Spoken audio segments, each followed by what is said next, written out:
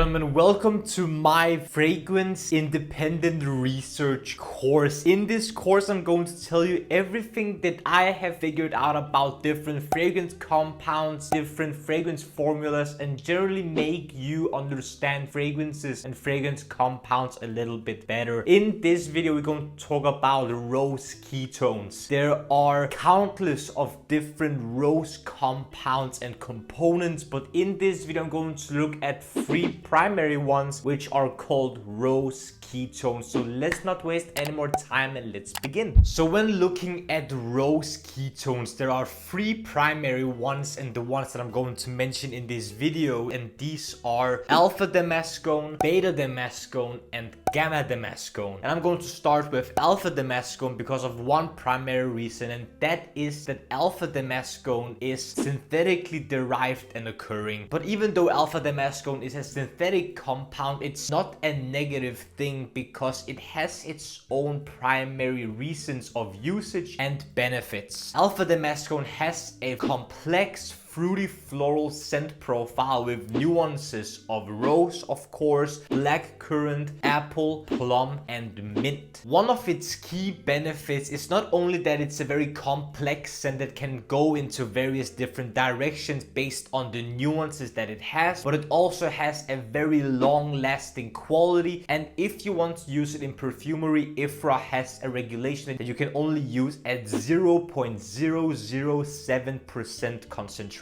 Moving on from alpha Damascone to beta Damascone. Beta Damascone is occurring in damask rose, tobacco leaves, and black tea. Beta Damascone scent profile is a very distinctive, sweet, jammy rose with nuances of plum, honey, apple, berries, raisins, warm tobacco, and black currant. So it's even more complex than the previously mentioned alpha Damascone, and that might also be due to its natural occurrence, so it can go into even further directions and is of higher potency and complexity. One of its key uses is not only to make the fragrance smell of rose and other florals, but also to add some depth, radiance, diffusion, and projection. So that's why when you smell very rose dominant and rose heavy fragrances, they are typically very strong. But with beta Damascone, these qualities of huge diffusion and projection come from very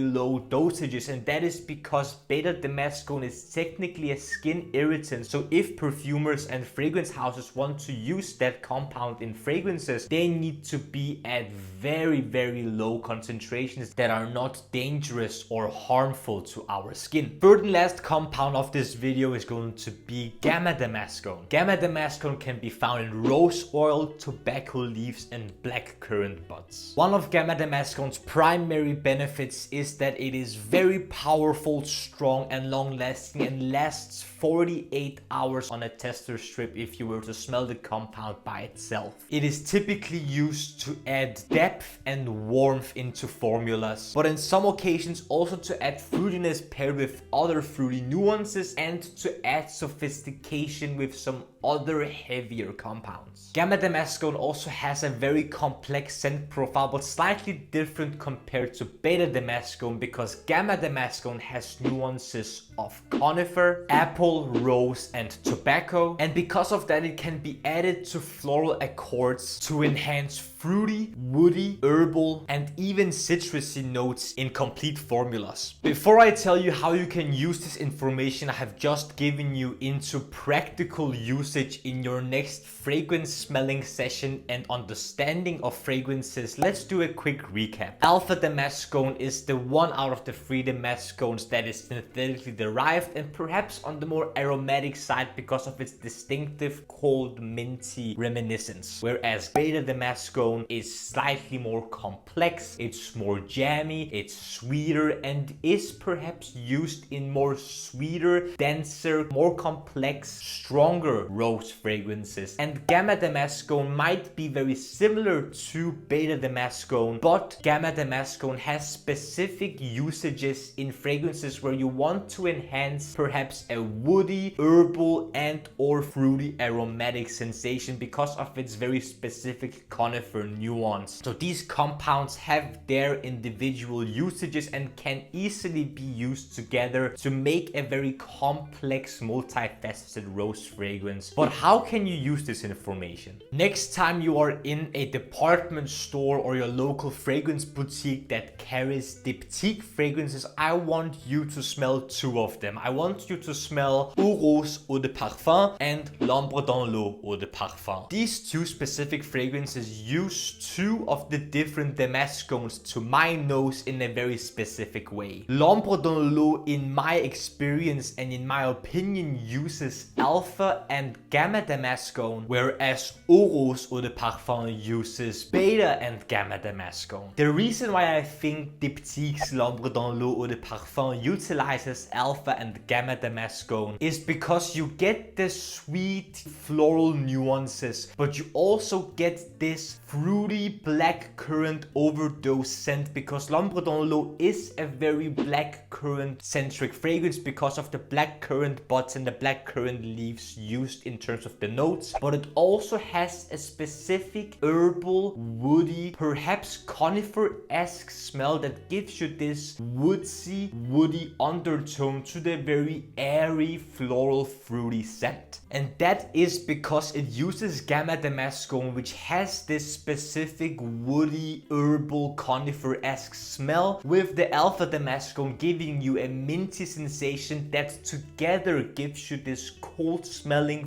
fruity floral sensation with perhaps a woody, herbal and conifer woodsy-esque nuance. Whereas Eau Rose from Diptyque utilizes Beta and Gamma Damascone, and in my opinion it's very easy to detect the difference in the two, because Eau Rose is much more rose-centric, it's much more jammy of a rose fragrance, with having very sweet, jammy and perhaps geranium-esque floral nuances, but there's also a fruity aspect to it, but most distinctively it is a little bit spicy as well because of the usage of Beta Damascone combined with the Gamma Damascone that can also give you a woody undertone, especially in the dry down, where you also pick up on some slight spiciness as well. So when smelling these two fragrances from Diptyque, in my opinion, you can easily use this information I've just given you to see and really smell the difference of the different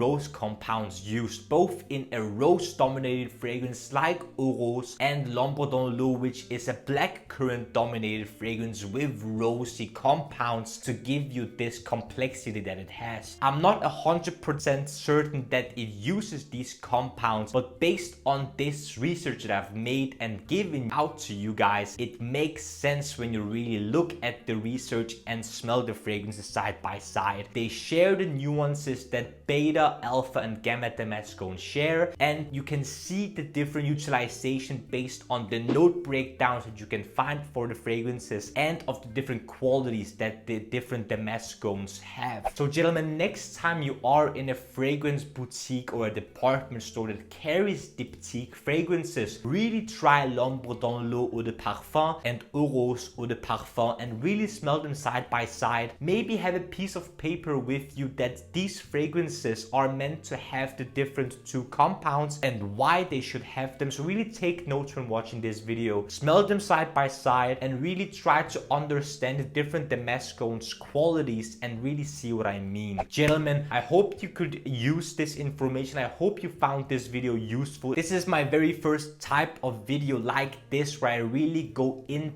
depth with different compounds found in different notes and formulas of different fragrances. What do you guys think? Is this fascinating? Is it something that you want to see more of? What do you think of this video? If you enjoyed, don't forget to smash the like button and perhaps subscribe to the Men's Improvement YouTube channel for more videos about fragrances, grooming, style, fashion, skincare, fitness, watches, everything that will make you, gentlemen, the best possible versions of yourselves. The last couple of things that I want to tell you, gentlemen, is to smile more because it's free, and thank you so much for watching my first episode of this course of understanding fragrances better as an amateur and perhaps a fragrance expert.